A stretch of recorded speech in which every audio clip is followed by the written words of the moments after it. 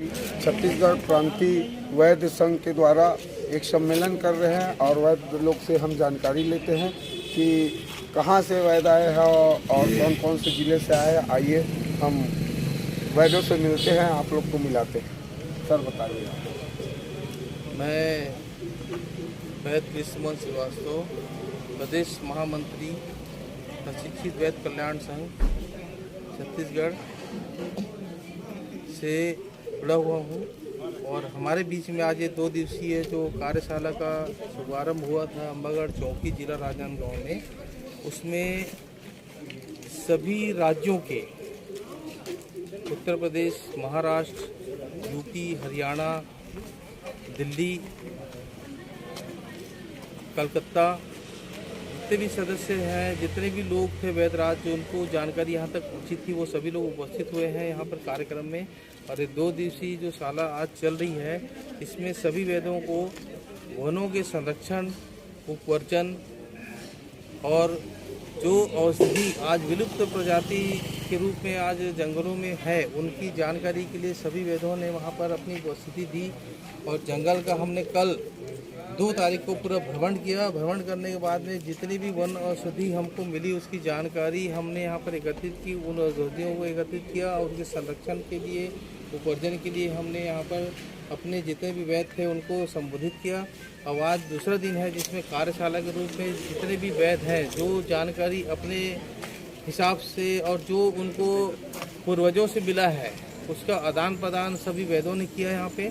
और हमारे बीच में यहाँ पर अभी उत्तर प्रदेश, दिल्ली, महाराष्ट्र से और वैद्य जो आए हैं उनको हम आपके सामने में घोषित कर रहे हैं। उनसे भी आप जान के लीजिए कि उनका जो अनुभव और किसी भी बीमारी के बारे में जानकारी लेना है और जो भी समस्या है उसको अपन त्वरित वहाँ पर बता के उपचार उसके लिए जानकारी ले सकते हैं। और सभी वैद्य यहाँ पर उपस्थित हैं। हमारे राजनांदगांव जिले के जिलाध्यक्ष रमेश साहू जी, इनसे आप जानकारी ले सकते हैं। अध्यक्ष महोदय जी, आप बताइए ये सम्मेलन क्यों करा रहे हैं? ये सम्मेलन कराने के पीछे सबसे बड़ी कारण ये है कि यहाँ पर किसी कॉलेज में या किसी यूनिवर्सिटी में इसको पढ़ाया नहीं जाता। ये हमारा गुरुओं का दिया हुआ ज्ञान है, पूर्वजों के द्वारा दिया हुआ ज्ञान है, जिसका हम एक दूसरे को आदान प्रदान करते हैं ताकि जो भी ज्ञान हम वैद्यों के पास है वो ज्ञान है धरती पर रहे, हम रहें या ना रहें, जन कल्याण। ये पुनः जो अलग अलग रोगों में जो आयुर्वेदिक टीके लगाए जाते थे उसका इतना शानदार प्रभाव मरीज के ऊपर होता था उसके उपचार में कि वो बिल्कुल एकदम तुरंत उसका जो है असर उसके शरीर में दवाई का होता था। दूसरी चीज, परंपरागत वैद्य को मूल चिकित्सक का अधिकार दिया जाए, जो सबसे प्रमुख है। भाई कोई भी औषधि बनी, चाहे वो किसी भी पद्धति में बनी, चाहे वो यूनानी पद्धति में धारण हुई, चाहे वो होम्योपैथी पद्धति में धारण हुई, चाहे वो आयुर्वेद में गोली या रसायन या भस्म के रूप में हुई, बनी तो प्रकृति की दी गई जड़ी बूटी से ना। तो प्रकृति की जड़ी बूटी से ही वो सब दवाइयाँ बनाई गई हैं। तो इसमें विशेष रूप से मैं केवल छत्तीसगढ़ सरकार को ये अपना मैसेज देना चाहूँगा कि इसकी अनदेखी ना हो, अधिक से अधिक इस लुप्त हो रही परंपरागत वैद्य पद्धति को पुनर्जीवित किया जाए। और इसके अलावा जिस प्रकार से आज ये 2 दिवसीय कार्यक्रम हुआ, इस प्रकार के आयोजनों को सरकार वैद्य संघ के साथ मिलके हर जिले में छत्तीसगढ़ के अलग अलग आयोजित करे, ताकि और भी वैद्य उभर के आए, उन्हें मान सम्मान मिले, समाज में लोग उन्हें पहचाने, अधिक से अधिक अपनी बीमारियों का उपचार करें। धन्यवाद। ठीक सर, बहुत बहुत धन्यवाद सर, आपने बहुत अच्छी जानकारी दिया। आइए हमारे बीच में भी सरदार जी भी है हमारे बीच में, जानते हैं वो किस चीज़, कौन सी बीमारी का इलाज करते हैं और कहाँ से। सरदार जी मैं वैद्य भूपेंद्र सिंह, छत्तीसगढ़ कल्याण, वैद्य संघ कल्याण। मैं टूटी हुई हड्डी, सर्वाइकल, पेट का, कमर दर्द, घुटना दर्द का इलाज करता हूँ। डॉक्टर घुटना के इलाज लेते हैं कि लीगामेंट चेंज करना पड़ेगा, उसका हम लोग जड़ी बूटियों के द्वारा ही इलाज करते हैं। और उनको डॉक्टर के पास जाने की जरूरत नहीं रहती है। और लीगामेंट चेंज करवाने के लिए कैसी भी टूटी हुई हड्डी रहेगी हम लोग जड़ी बूटियों के द्वारा ये तैयार करते हैं, जिसमें डॉक्टर रात डालने के लिए बोलते हैं, टूटी हुई हड्डी में रात डालना पड़ेगा। हम लोग बगैर रात डाले हुए लेप लगाकर उसको हड्डी को जोड़ देते हैं। और कहीं डॉक्टर के पास जो लाखों रुपये खर्च होते हैं, लाखों रुपये खर्च होने को बचा लेते हैं। ठीक सर, धन्यवाद, बहुत बहुत धन्यवाद। आइए हमारे बीच में और वैद्य जी है, इनसे भी चर्चा करते हैं कि कहाँ से आए हैं और कौन सी बीमारी का इलाज वैद्य के रूप में करते हैं, आयुर्वेदिक दवाई लगाने करते हैं। बहुत बहुत धन्यवाद आदरणीय। आज के वेद कल्याण छत्तीस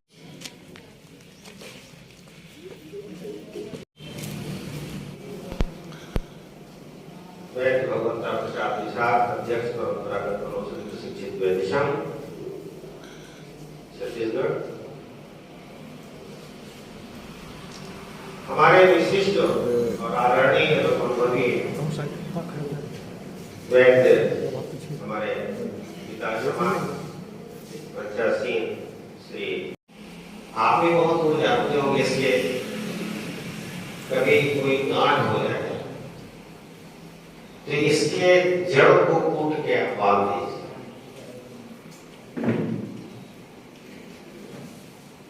इसकी पत्तियों का भी उपयोग इस्तेमाल, सांस की बीमारी, तो अलग अलग प्रांतों में इसका अलग अलग गुण है। मेरे कहने का मतलब ये था कि जो परंपरागत ज्ञान है यह एक ऐसी संपदा है आपके पास में जिसको कोई चोरी नहीं कर सकता। जो जानते हो हाथ खोल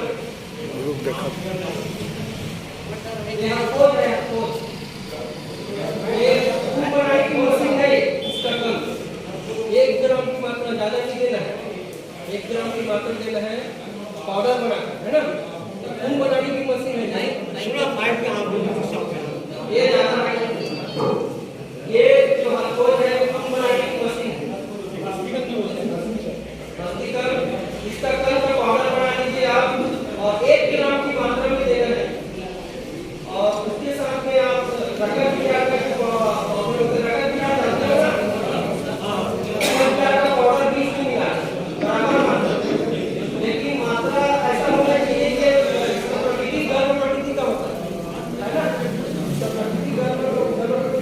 सब शरीर जितना भी गड़ा हुआ है वो पूरा हल्का हो जाएगा।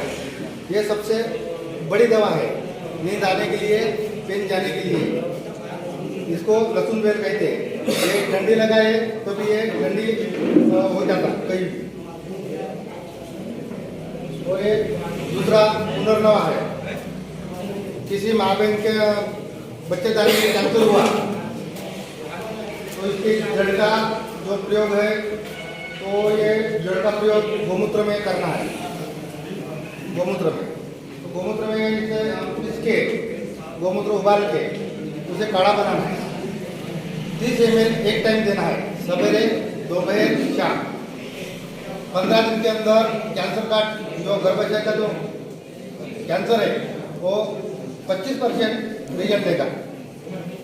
और दूसरी ये बात है, दूध के साथ इसकी जड़ को कम से कम 3 महीने खाए इसका पाउडर, तो उसे ये कभी भी ये जॉइंट पेन जो अपने 12 अंग होते बॉडी में, तो 12 अंग में वो फायदा देगा और नया बनाएगा। इसीलिए उसका नाम है पुनर्नवा। और मीडिया के लिए भी काम करें, मीडिया के लिए भी काम करें। बना दो ये होगा